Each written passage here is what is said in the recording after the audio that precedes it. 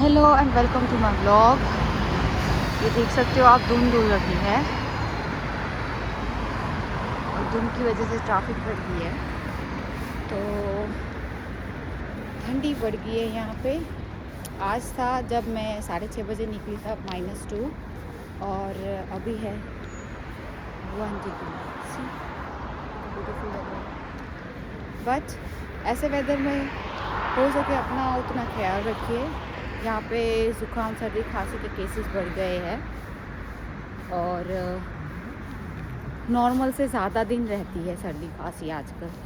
तो stay at home जितना हो सके उतना, और गर्म चीज़ें खाइए, अपने आप को गर्म रखिए। जैसे आप मुझे देख सकते हो, ग्लव टोपी एवरीथिंग मैंने पहना हुआ है। सो मिलते हैं नेक्स्ट व्लॉग में। Bye bye.